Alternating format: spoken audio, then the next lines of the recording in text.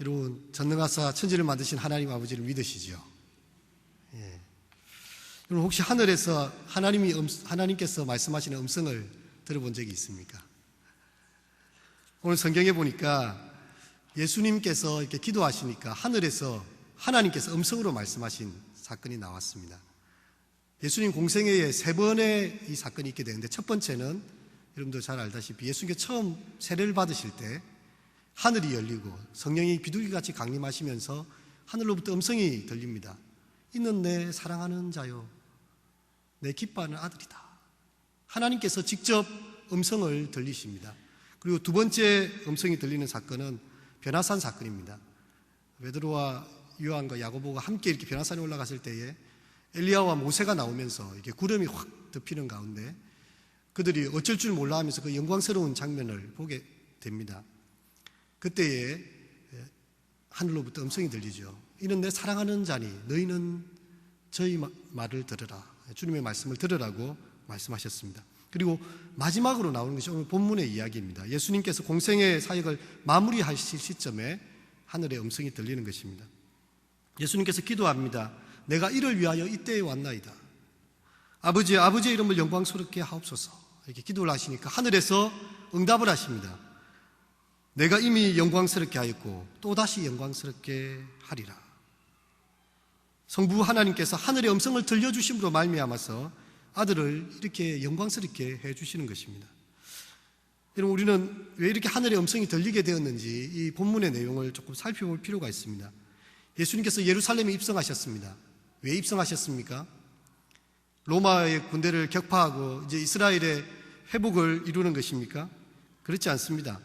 예수님은 십자가 지기 위해서 예루살렘에 입성하신 것입니다. 하지만 성 안의 사람들은 예수님을 맞아들이면서 사람들이 함성으로 가득했습니다.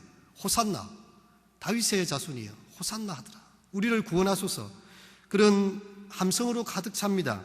그리고 바리새인들이 이 광경을 보면서 서로 이야기합니다. 보라, 온 세상이 저를 쫓는도다. 예수님의 인기가 갑자기 상승하는 그런 느낌을 보게 됩니다. 예수님께서 이렇게 예루살렘에 영광스럽게 입성하셨을 때에 헬라에서 몇 사람이 예수님을 배우고자 제자들을 찾아왔습니다. 헬라에서 온 사람들. 이 헬라인은 헬라에 살고 있는 유대인, 흩어진 디아스포라 유대인이 아닙니다. 자세히 보면요, 발칸 반도 남단에 있는 그리스 출신의 순수한 그리스 사람들입니다. 그야말로 완전한 이방인들조차도 예수님을 보기 위해서 예루살렘에 찾아왔던 것이죠. 예수님의 소문과 명성은 이토록 널리 알려졌습니다. 그들은 예수님의 영광을 보기 위해서 예수님을 찾아왔습니다. 주님은 과연 인자가 영광을 얻을 때가 왔다고 이야기하십니다. 하지만 그 영광은 무엇일까요?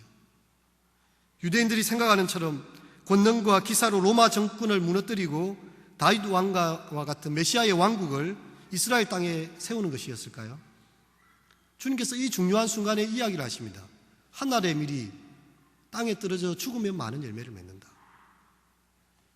우리로서는 참 이해가 안 되는 부분입니다. 그리스도께서 영광을 얻으실 때와 한 알의 밀의 이야기가 잘 연결이 되지 않습니다. 19세기 말 사하라 북부에 리르와디라는 지역이 있습니다.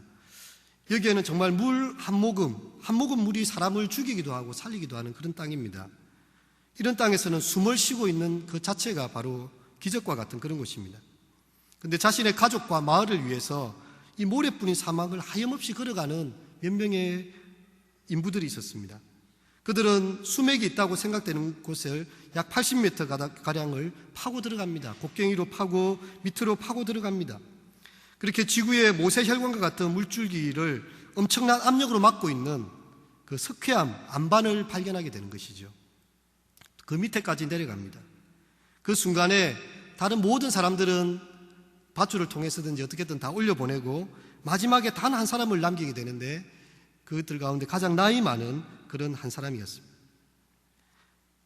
땅속에 남겨진 그 인부는 자기 위에 남겨진 그 사람들을 위해서 마지막 꽃갱이질을 합니다. 그 마지막 꽃갱이질을 통해서 석회암을 부서뜨립니다. 엄청난 압력으로 막고 있던 수맥이 터지기 시작하고 그 늙은 인부는 죽음을 맞이하게 되는 것입니다. 하지만 그 숭고한 죽음으로 인해서 하나의 우물이 완성되었고 이 마을은 이 고귀한 생명으로 인해서 마을 전체가 생명을 얻게 되는 것입니다. 그렇게 80m짜리 우물 하나가 탄생하는 것입니다. 우리가 잘 아는 독일의 목사님이고 신학자였던 디트리히트 본헤프라는 사람은 나를 따르라라는 책에서 이렇게 이야기하고 있습니다. 우리 은혜를 이야기하지만 참 은혜는 값비싼 것이다. 한 사람의 생명의 대가로 우리에게 주어진 것이기 때문이다. 은혜가 은혜인 이유는 그것이 유일하게 참된 삶을 우리에게 가져다 주기 때문이다. 여러분, 우리 24절 내용을 다시 한번 같이 읽어볼까요? 예, 함께 읽겠습니다. 내가 진실로 진실로 너희에게 이르노니 한 알의 밀이 땅에 떨어져 죽지 아니하면 한 알 그대로 있고 죽으면 많은 열매를 맺느니라. 주님의 영광은 바로 이 그리스도의 죽음이었습니다. 땅에 떨어져 죽음으로써 많은 열매를 맺는 밀알처럼 예수님은 자신이 어떻게 해서 영광을 얻게 되는지를 말씀해 주신 것입니다. 고린도후서 8장 9절에 이런 말씀이 있습니다. 부요하신 자로서 가난하게 되심은 그의 가난함을 인하여서 너희로 부요케 하려 하심이라. 여러분, 한 사람의 순종치 않음으로 말미암아, 첫사람 아담의 순종치 않음으로 말미암아서 많은 사람들이, 모든 사람들이 죄 가운데 이런 것처럼 이제 한 사람이 온전히 순종하심으로, 죽기까지 순종하심으로 많은 사람을 의인되게 하시는 그 역할을 우리 주님께서 하시는 것이죠. 그렇습니다. 또 예수님께서는 제자들과 그를 찾아온 헬라인들에게도 이야기하십니다. 자기의 생명을 사랑하는 자는 잃어버릴 것이요, 이 세상에서 자기의 생명을 미워하는 자는 영생하도록 보존하리라. 사람이 나를 섬기려면 나를 따르리라. 이런 우리가 주님의 영광에 동참하려 한다면, 그 하나님의 기업을 상속하는 자리에 가려 한다면 우리는 먼저 자신의 생명을 미워하는 그런 헌신의 자리를 거쳐야 하는 것입니다. 주님을 섬기는 자는 참으로 좁은 길에 들어선 것입니다. 넓은 길은 사람들이 많이 찾아갑니다. 인기가 많은 곳입니다. 하지만 주님의 길은 좁고 협착하여 찾는 이가 적은 곳입니다. 하지만 이 길 끝에는 생명이 있습니다. 여러분, 우리가 진정 바라고 있는 영광은 무엇입니까? 이 세상에 말하는 권력과 부귀와 안위를 얻는 것입니까? 주님은 도리어 자신을 한 알의 밀알처럼 썩어 죽어지도록 자신을 미워하는 자리에까지 내려가셨습니다. 여러분, 우리는 과연 주님의 이런 깊이 있는 고난에 그리고 영광에 동참할 준비가 되어져 있습니까? 내가 이를 위하여 이때에 왔나이다. 예수님 그렇게 기도하셨습니다. 아버지의 이름을 영광스럽게 하옵소서 그렇게 간청하고 있습니다. 여러분, 우리는 이 주님의 희생의 자리를 통해서 하나님의 이름이 영광스럽게 된 것을 또한 보고 있습니다. 그렇다면 하나님의 백성들이고 그리스도의 제자라고 이야기하는 우리는 과연 누구의 영광을 구하며 살고 있습니까? 어떤 미랄로의 모습을 우리는 가지고 있습니까? 누가복음 24장에 보면 엠마오로 가는 두 제자의 이야기가 나옵니다. 그들에게 있어서 예수님의 죽음은 너무도 충격적인 것이었습니다. 그는 우리를 구원할 메시아라고 알았는데, 우리는 모든 것을 다 버려두고 그분을 쫓았는데, 그 로마 병정이 칼로 찌르고 로마 병정이 못을 찌르니까 십자가에서 맥없이 죽어버렸습니다. 이제 모든 것이 다 끝났다. 이제 우리가 따르던 메시아도 죽었고 우리의 모든 것이 허탈하구나. 그들은 그냥 어깨를 축 늘어뜨리고 엠마오로 내려가고 있습니다. 그런데 부활하신 주님이 그들 가까이 오십니다. 그리고 그들에게 이야기하시죠. 이 미련한 자들아, 미련하고 선지자들의 말한 모든 것을 마음에 더디 믿는 자들이여, 성경을 한번 보아라. 그리스도가 이런 고난을 받고 자기의 영광에 들어갈 것이 아니냐. 이 고난이 바로 영광의 자리로 들어가는 길인 것입니다. 이 제자들은 예수님을 따르면서도 그것을 알지 못했던 것입니다. 사람이 나를 섬기려면 나를 따르라. 사람이 나를 섬기면 내 아버지께서 그를 귀히 여기시리라. 로마서 8장 17절에 보면 우리에게 이렇게 이야기하십니다. 자녀이면 또한 상속자, 곧 하나님의 상속자요 그리스도와 함께한 상속자니 우리가 그와 함께 영광을 받기 위하여 고난도 함께 받아야 할 것이니라. 생각한데 현재의 고난은 장차 나타날 영광과 좋게 비교할 수 없도다. 바울 사도는 복음을 전가하면서 이렇게 표현합니다. 내가 모든 사람에게 자유한 사람이나 스스로 모든 사람에게 종이 된 것은 더 많은 사람들을 얻고자 함이라. 여러분, 이 사랑과 헌신과 섬김과 수고를 통해서 한 사람이 얻어지는 것입니다. 그러기 위해서는 우리 자신의 삶을 종으로 내어주는 것과 같은 그런 고난의 자리에 가게 됩니다. 다음 주가 새생명 축제입니다. 여러분, 누군가를 교회로 인도하고 복음을 들려준다는 것이 쉬운 일입니까? 그냥 종이만 한 장 주면 그 사람이 오겠습니까? 뭔가 이렇게 복음을 전하고 초청할 수 있는 자리를 마련하기 위해서 나의 시간을 쪼개야 됩니다. 없는 시간을 만들어서 그 사람과 만나주고, 또 그 사람이 병원에 있다면 병원을 찾아가기도 하고, 또 자녀의 어려움이나 그런 것이 있다면 또 작은 선물을 할 수도 있겠죠. 어쨌든 우리의 시간을 내어줘야 되고 우리의 물질을 나누어 주어야 그 사람들도 자기의 시간을 줍니다. 우리가 하늘의 미랄처럼 작은 부분에서 나누어져야 되는 것입니다. 썩어져야 하는 것입니다. 여러분, 다락방에서는 어떻습니까? 다락방 순장이 가만히 있는데 순원들이 다 모이고 성경 열심히 보고 모임에 잘 참석합니까? 우리 순장님들 보면 얼마나 힘든 시간을 보내는지 모르겠어요. 보이지 않는 눈물이 있습니다. 왜냐하면 아무리 권해도 저 사람이 오지 않기 때문에 하나님 앞에 무릎 꿇는 시간이 있고요, 그 사람의 이야기를 참아주고 들어주는 시간이 있습니다. 그럼으로써 한 사람이 어렵게 다락방에 출석하게 됩니다. 여러분, 어제 이렇게 그저께 금요일 토요일에 알파 성령 수련회가 있었는데 참 많은 분들이 와서 간증도 하시고 자기의 변화된 삶을 이야기했습니다. 내가 그리스도를 형식적으로 알다가 이제 정말 나의 구주를 영접하게 되었다. 과연 하나님이 살아계시는구나. 근데 그냥 알파에 그런 간증들이 나오게 됩니까? 어떤 사람들은 와서 보이지 않는 곳에서 열심히 서빙하고 봉사합니다. 자기의 시간을 드리고 있죠. 그리고 자기의 물질을 드리고 있고, 자기 집에도 얼마나 바쁜 일이 많겠습니까? 또 자기가 하고 싶은 일들도 얼마나 많겠습니까? 다 제껴놓고 오랫동안 그 사람을 위해서 자기의 시간과 물질을 내어주고 섬기는 썩어지는 미랄과 같은 시간이 있었기 때문에 그 고백들이 눈물과 함께 튀어나오는 것이죠. 1% 사마리아는 운동 어떻습니까? 여러분, 우리가 우리 자신의 물질을 내어놓지 않는데 어떻게 사랑의 쌀을 전달할 것이며 어려운 이웃에게 구제금이 전달될 수 있겠습니까? 우리의 시간을 들이지 않는데 어떻게 장애인들과 보육원의 아이들이 기쁨의 잔치를 벌이며 즐거워하며 찬송을 부를 수 있겠습니까? 여러분, 다 우리의 삶에 대한 나눔입니다. 주님께서 자신을 허비함을 통해서 그분의 사랑을 나누어 주셨던 것처럼 우리는 우리 자신을 이렇게 허비하고 어떻게 보면 낭비하는 것처럼 우리 삶을 나누어 줄 수 있을 때 우리는 아름다운 열매를 얻게 되는 것입니다. 주님은 말씀하십니다. 자신을 미워할 때 우리는 다른 사람을 얻게 된다. 우리의 것을 손해봄으로써 더 많은 열매가 맺혀지는 것이다. 내가 이미 영광스럽게 하고 또 영광스럽게 하리라. 하늘에서 이렇게 소리가 나니까 사람들이 놀랬습니다. 야, 이거 천둥 소리 아닌가? 내 귀가 잘못 들린 게 아닌가? 아니다, 천사가 저에게 이야기하였다. 그때 예수님께서 이렇게 이야기하시죠. 이 소리가 난 것은 나를 위한 것이 아니라 너희를 위한 것이다. 내가 땅에서 들리면 모든 사람을 내게로 이끌겠노라. 예수님께서 자신이 어떠한 죽음으로 죽을 것을 이야기하십니다. 여러분, 사람이 죽는데요, 나무에 매달려 죽습니다. 사람들이 생각할 때 이 나무에 매달려 죽는 것은 바로 저주의 죽음입니다. 저주의 표상입니다.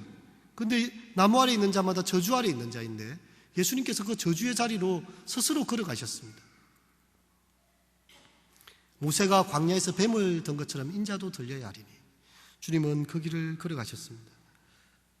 우리들은 이 주님의 말씀을 들으면서 참 의아해 합니다. 율법에는 그리스도가 영원히 계시다고 했는데 어찌해서 인자가 들려서 죽는다는 말인가? 이 인자는 도대체 누구인가? 참 그들에게 풀리지 않는 수수께끼입니다. 이렇게 강하게 반박하는 무리들에게 주님은 대답하십니다. 아직 잠시 동안 빛이 너희 중에 있으니 빛이 있을 동안에 어둠에 붙잡히지 않게 하라. 그렇습니다. 주님께서 우리 흑암 가운데 있는 자들, 이곳에 빛으로 오셨습니다. 흑암이 있을 때 빛이 비침에 사람들이 그 빛을 깨닫지 못했다고 요한 사도는 이야기합니다. 그런데 이 주님을 믿는 사람들은 저 멀리 헬라에서 온 먼 땅의 이방인들이라 할지라도 빛의 아들이 될 수 있습니다. 하지만 예수님 곁에 있고 아브라함의 혈통을 가졌다고 하는 유대인이라 할지라도 이 빛을 보지 못하면 하나님의 심판 가운데 있을 수밖에 없는 것이죠. 유월절을 맞아서 이 헬라인들이 예루살렘을 방문하여 예수님을 만난 사건, 또 이렇게 하나님의 음성이 들린 이 사건은 마태, 마가, 누가복음에 나오지 않습니다. 오직 요한복음에만 나오는 유일한 그런 기사입니다. 그것은 또한 예수님 공생의 절정에 소개되고 있습니다. 예수님의 구원의 사역이 무엇인지를 분명히 조명해주는 그런 사건이라고 할 수 있습니다. 예수님은 공적 사역의 절정과 그 마무리에서 하늘의 미라를 이야기하심으로 인자가 영광을 얻을 때가 왔다고 이야기하는 것이죠. 우리가 와서 예배할 수 있는 이유가 무엇입니까? 그래서 우리가 영원한 생명을 받았기 때문입니다. 복에 거는 강림하사 찬송하게 하소서. 우리가 왜 이런 찬송을 부를 수 있습니까? 예수님의 십자가가 있었기 때문입니다. 아까 그 반석 위에 안반 위에 가서 마지막 곡괭이질을 하면서 그 늙은 인부가 한 명 죽음으로써 모든 사람이 살았던 것처럼 예수님께서 자신을 온전히 들이심으로 우리에게 참 생명의 길을 열어주셨기 때문입니다. 그렇다면 이제 우리는 우리 자신에게 자문해 보아야 합니다. 이제 그리스도의 제자가 우리가 되었다면 우리는 과연 주님의 남은 고난에 동참하고 있는가? 바울 사도는 이렇게 이야기하죠. 내 몸에 그리스도의 흔적을 가졌노라. 참 심오한 이야기입니다. 아마 그것은 자신이 그리스도를 전가하기 위해서 가졌던, 복음 전가하면서 가졌던 그런 핍박의 상흔들이 몸에 남아있었기 때문일 것입니다. 여러분은 그리스도의 흔적을 가지고 있습니까? 십자가의 흔적을 여러분의 몸에 새기고 있습니까? 하나님의 능력을 쫓아 복음과 함께 고난받는 자리에 여러분 서 계십니까? 여러분 그 고난이 있다면 이제 그것은 바로 영광입니다. 전쟁에서 전투하는 군인에게 이렇게 상처가 났을 때 그것은 자기 고국으로 돌아왔을 때 영광의 상처가 됩니다. 저 상처 때문에 우리 국민들이 편안히 살 수 있었다. 그것을 우리가 축복하고 그들의 모든 것을 보상해 주지 않습니까? 여러분 이 땅에서 그리스도의 복음을 위하여서 우리가 손해본 것이 있고 잠 못 자고 또 몸에 힘든 것이 있고 때때로 아픈 것이 있다면 그것은 바로 하나님 나라의 영광이 되는 것입니다. 주님은 말씀하십니다. 자기의 생명을 사랑하는 자는 잃을 것이요 이 세상에서 자기의 생명을 미워하는 자는 영생하도록 보존하리라. 사람이 나를 섬기면 내 아버지께서 저를 귀히 여기시리라. 여러분 이 시간에 유진 피터슨 목사님의 기도문을 읽음으로써 설교를 마무리하고자 합니다. 유진 피터슨 목사님은 이렇게 목회자들의 목사라고 할 정도로 아주 이렇게 성경의 말씀에 깊이가 있으시고 그리고 많은 책들을 저술하셨고요. 그리고 더 메시지라고 해서 미국에서는 아주 성경이 많이 읽히는 NIV나 그런 킹제임스와 함께 많이 읽히는 그런 책을 저술하신 분입니다. 그 목사님이 이런 기도를 드립니다. 주님, 제가 좋아하는 꿈이 무엇인지 아십니까? 제 자신의 삶을 장악하려는 꿈이며 다른 사람을 다스리려는 그런 꿈입니다. 주님은 이 꿈을 흩어버리십니다. 그런 다음에 그것과는 비교할 수 없는 좋은 것을 주십니다. 주님께서 저를 다스리시는 비전, 주님께서 저를 구속하시는 그런 비전입니다. 주여 이제 내 마음에 불신앙을 없애주시고 주님의 자비로서 믿음을 다하여 주시옵소서. 이 시간 함께 기도하도록 하겠습니다.